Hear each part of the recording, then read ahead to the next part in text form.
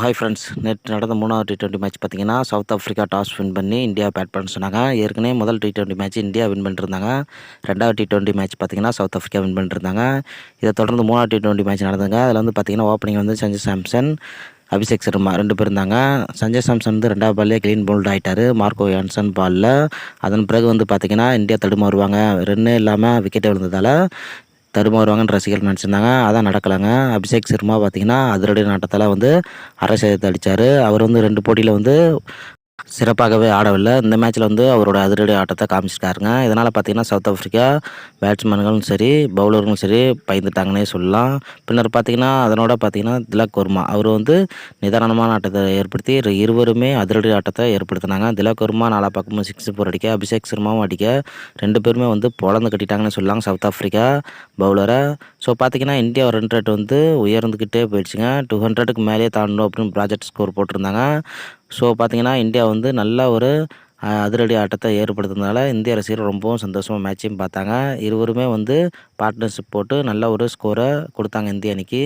அதன் பிறகு அபிஷேக் சர்மா அவுட் ஆக, பின்னர் பார்த்தீங்கன்னா சூரியகுமார் யாதவ் வந்து அதிரடி ஆட்டத்தை ஏற்படுத்துவார்னு பார்த்தா 2 மேட்ச்லையுமே அடிக்கல எந்த ஒரு ரன்னுமே. அதனால் இந்த மேட்ச்சில் அடிப்பார்னு பார்த்தா இதுலேயும் அவுட் ஆகிட்டார். ஸோ பார்த்தீங்கன்னா, இந்தியா வந்து 219 ரன் 20 ஓவருக்கு அடிச்சிருந்தாங்க. 220 ரன் அடித்தா வெற்றின்ற இலக்குடன் ஆரம்பித்த சவுத் ஆஃப்ரிக்கா ஓப்பனிங் பேட்ஸ்மேன் நல்ல ஒரு நிதானமான ஆட்டத்தை தொடங்கினாங்க ஓப்பனிங்லேயே. அதன் பிறகு வந்து பார்த்தீங்கன்னா, ஹர்திக் பாண்டியா 2வது ஓவர் வீச போக, பின்னர் பார்த்தீங்கன்னா ஒரு கேட்சை வந்து விட்டுருப்பார் அக்ஷர் பட்டேல். ஸோ பார்த்தீங்கன்னா, இந்திய ரசிகர்கள் ரொம்ப அப்செட் ஆகிருப்பாங்க. நெக்ஸ்ட்டு வந்து பார்த்தீங்கன்னா, ஹர்ஷீப் சிங் எப்பயும் போலவே விக்கெட் அவர் தான் எடுப்பார். அதே போல் தாங்க இந்த மேட்ச்சில் விக்கெட் எடுத்து கொடுத்துருந்தாரு. ஸோ பார்த்தீங்கன்னா, சவுத் ஆஃப்ரிக்கா தடுமாற ஆரம்பித்தாங்க. ஆனால் பார்த்தீங்கன்னா, ரன் ரேட்டு ஓரளவு கொண்டு வந்திருந்தாங்க. 10 ஓவருக்குள்ளார 95 ரன்னு வந்திருந்தாங்க. ஸோ பார்த்தீங்கன்னா, சவுத் ஆஃப்ரிக்கா அணி விக்கெட்டை விட்டாலும் ஸ்டெப்ஸ் வந்திருந்தார். அவரும் அதிரடி ஆட்டத்தை ஏற்படுத்தினார். போன மேட்ச்லேயே வந்து அவரால் தான் வின் பண்ணுறதுக்கு முக்கிய காரணம் இருந்தது. ஆனால் பார்த்தீங்கன்னா, அவரையும் தூக்கிட்டாங்க. அதன் பிறகு பார்த்தீங்கன்னா, மார்க்ரம் கேப்டனாக இருந்து அடி பொளந்து கட்டிட்டாருங்க வருண் சக்கரவர்த்தி ஓவரை. பின்னர் பார்த்தீங்கன்னா, அவர் பால்லே அவரும் விக்கெட் ஆகிட்டார். இதனால் பார்த்தீங்கன்னா, சவுத் ஆஃப்ரிக்கா அணி வந்து தோந்துருவாங்க அப்படின்னு நினச்சிட்டு இருந்தோம். அதான் நடக்கலைங்க. கடைசி நேரம் வரைக்கும் கொண்டு போயிட்டாங்க மேட்சை. ஏன்னா பார்த்தீங்கன்னா, பேட்டிங் பிச்சுங்கிறதால எல்லா பேட்ஸ்மேனுங்களும் சரி, பவுலரும் சரி, ஆல்ரவுண்டரும் சரி எல்லாம் அதிரடியாக ஆட்டத்தை ஆட ஆரம்பிச்சிட்டாங்க. பால் வந்து பார்த்திங்கன்னா, ஃபுட்பால் மாரி வந்து மாட்டிடுச்சுன்னு சொல்லாங்க பேட்டில்.